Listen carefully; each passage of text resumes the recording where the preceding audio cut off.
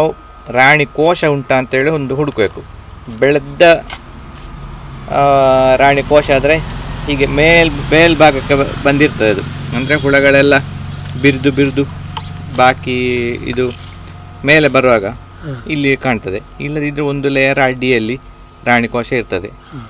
ಹೆಚ್ಚಾಗಿ ಡಿಸೆಂಬರಿಂದ ಫೆಬ್ರವರಿವರೆಗೆ ರಾಣಿ ಕೋಶ ಇರುವ ಸಮಯ. ನಾವು ಆದಷ್ಟು ಜಾಗ್ರತೆಯಲ್ಲಿ ಅದಕ್ಕೆ ಅಂತೇಳಿ ಒಂದು ಮಾಡಿಕೊಂಡ ಟೂಲ್ ಇದು. ಕಬ್ಬಿಣದ ಒಂದು ಸರಿಗೆಯನ್ನು ಸ್ವಲ್ಪ ಒಂದು ಬದಿ ಚಟ್ಟೆ ಮಾಡಿ, ಹೆಚ್ಚು ಶಾರ್ಪ್ ಇರಬಾರ್ದು. ಶಾರ್ಪ್ ಇದ್ದರೆ ಮೊಟ್ಟೆಗಳೆಲ್ಲ ಹಾಳಾಗ್ತದೆ. ಇಲ್ಲದಿದ್ದರೆ ಒಂದು ತೆಂಗಿನ ಗರಿಯ ಕಡ್ಡಿಯೂ ಆಗ್ತದೆ. ಅಂಥದ್ದನ್ನು ಮಾಡಿಕೊಂಡ್ರೆ ಆಯಿತು. ಇದಕ್ಕೆ ಸ್ವಲ್ಪ ಹೀಗೆ ಜೇನು ಮುಟ್ಟಿಸಿಕೊಂಡ್ರೆ ಅದು ಅಂಟುವುದಿಲ್ಲ, ಈಗ ಅಂಟಿ ಹಾಳಾಗುವುದಿಲ್ಲ ಹುಳಗಳು. ಇದಕ್ಕೆ ನೋಡಿ ಕೆಲವು ಸಣ್ಣ ಇರುವೆ ಉಂಟು, ಅದು ಇದರ ದೊಡ್ಡ ಶತ್ರು. ಇಂಥ ಸಣ್ಣ ಇರುವೆಗಳುಂಟಲ್ಲ, ಇದು ಕಣ್ಣಿಗೆ ಕಾಣದಷ್ಟಾಗಿರ್ತದೆ, ಇದು ಇದರ ಶತ್ರು. ಇದನ್ನು ಬರಲಿಕ್ಕೆ ಬಿಡಬಾರ್ದು. ಮೊಟ್ಟೆ ಕೆಲವೆಲ್ಲ ಹೊಡಿತದೆ, ಅದೆಲ್ಲ ಅವುಗಳದನ್ನು ರಿಪೇರಿ ಮಾಡಿಕೊಳ್ತದೆ. ನಾವು ಆದಷ್ಟು ಜಾಸ್ತಿ ಹೀಗೆ ಒಂದೊಂದು ಲೇಯರ್ ತೆಗೆಯೋದು. ಸಾಮಾನ್ಯ ಇಂಥಲ್ಲಿ ರಾಣಿ ಕೋಶ ಇರ್ಬೋದು ಅಂತೇಳೋ ಒಂದು ಅಂದಾಜಲ್ಲಿ ನಾವು ಅದನ್ನು ನೋಡೋದು. ಇದರಲ್ಲಿಲ್ಲ. ಇದನ್ನು ನೋಡು, ಈಗ ಗೊತ್ತಾಗ್ತದೆ ಇದು ಬೆಳೆದ ಮೊಟ್ಟೆ. ಹುಳಗಳು ಹೊರಗೆ ಬರಲಿಕ್ಕೆ ರೆಡಿ ಆಗ್ತದೆ. ಇದೆಲ್ಲ ಮೊಟ್ಟೆ ಇಡ್ಲಿಕ್ಕೆ ಬೇಕಾದಂಥ ಪಿಲ್ಲರ್ಗಳು, ಅವುಗಳೇ ಮಾಡುವ ರಚನೆ. ಕೋಶಗಳು ಹೀಗಿರ್ತದೆ, ಎಲ್ಲ ಒಂದೊಂದು ಸಣ್ಣ ಸಣ್ಣ ದ್ರಾಕ್ಷಿ ಗೊಂಚಲಿನಾಗೆ ಆ ಟೈಪಲ್ಲಿ ಇರ್ತದೆ. ಇದು ಇಲ್ಲಿ ಕಾಣ್ತದಲ್ಲ, ಇದು ರಾಣಿ ಕೋಶ. ಸ್ವಲ್ಪ ಇದಕ್ಕಿಂತ ಗಾತ್ರದಲ್ಲಿ ದೊಡ್ಡದಿರ್ತದೆ. ಕೋಶ ನಾವು ಹೀಗೆ ತೆಗೆಯುವಾಗ ಹಾಳಾಗಬಾರ್ದು. ಈಗ ರಾಣಿ ಇದರಲ್ಲಿ ಇಲ್ಲ, ಆದ ಕಾರಣ ಇದನ್ನು ನಾವು ಎಷ್ಟು ಜಾಗ್ರತೆಯಲ್ಲಿ ಸಾಧ್ಯವೋ ಅಷ್ಟು ಜಾಗ್ರತೆಯಲ್ಲಿ ತೆಗಿಬೇಕು.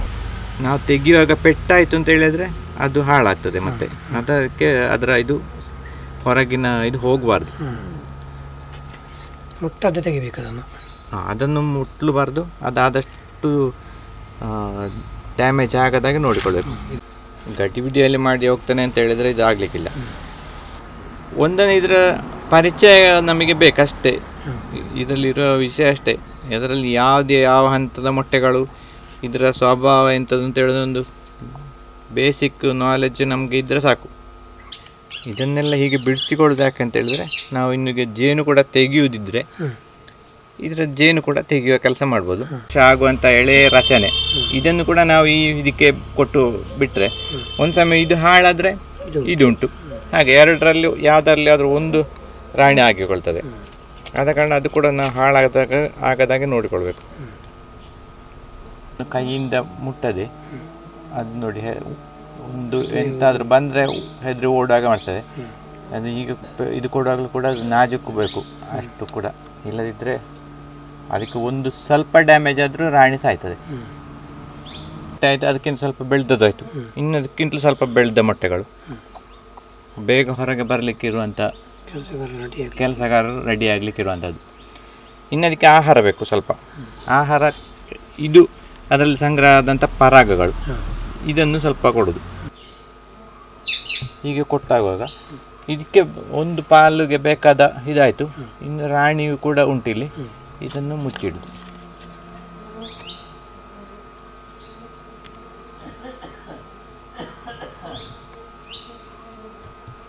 ಈಗ ಹೀಗೆ ಮುಚ್ಚಿ ಇಟ್ಟ ಕೂಡಲೇ ಅಂತ ಹೇಳಿದರೆ ಇವುಗಳಿಗೆ ಇನ್ನೀಗ ಹುಳಗಳಿಲ್ಲ, ಇದರ ರಕ್ಷಣೆ ಮಾಡಲಿಕ್ಕೆ ಬೇಕಾದ ಹುಳಗಳಿಲ್ಲ. ಅಂಥ ಸಮಯದಲ್ಲಿ ನಾವು ಹೀಗೆ ಇದು ಮಾಡಿ ಇಟ್ಟದುಂಟಲ್ಲ, ಇದನ್ನು ಈ ಬಾಕ್ಸಿಗೆ ಹಾಕುವುದು. ಹಾಕಿದರೆ ಎಂತ ಮಾಡಬೇಕು ಹೇಳಿದ್ರೆ ಇಲ್ಲಿ ಬಂದ್ ಮಾಡಿ ಇಟ್ಟುಕೊಳ್ಬೇಕು. ಇಲ್ಲಂದರೆ ಅಲ್ಲಿ ಹೊರಗೆ ಬರ್ತದೆ ಎಲ್ಲ. ಇದನ್ನು ಹೀಗೆ ಬಂದ್ ಮಾಡಿ ಇಟ್ಟುಕೊಂಡ್ರೆ ಆಯಿತು.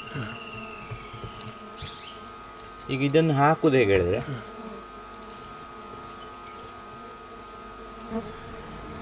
ಇದನ್ನು ನಮಗೆ ಹೀಗೆ ಒಂದೇ ಸರ್ತಿ ಹಾಕ್ಲಿಕ್ಕೆ ಆಗೋದಿಲ್ಲ ಅಂತ ಹೇಳಿದ್ರೆ ಎಂತ ಮಾಡಬೇಕು ಹೇಳಿದ್ರೆ, ಇದನ್ನು ಮೆಲ್ಲ ಈಗ ಒಬ್ಬರು ಇದನ್ನು ಹೀಗೆ ಹಿಡ್ಕೊಳ್ಬೇಕು. ಇಲ್ಲಿ ಇಡ್ತಾನೆ, ಈಗ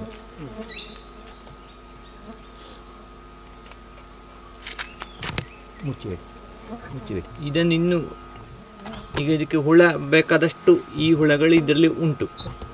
ಇದನ್ನು ಇನ್ನೀಗ ನಾವು ಎಲ್ಲಿ ಬೇಕೋ ಅಲ್ಲಿಗೆ ಕೊಂಡೋದ್ರಾಯ್ತು.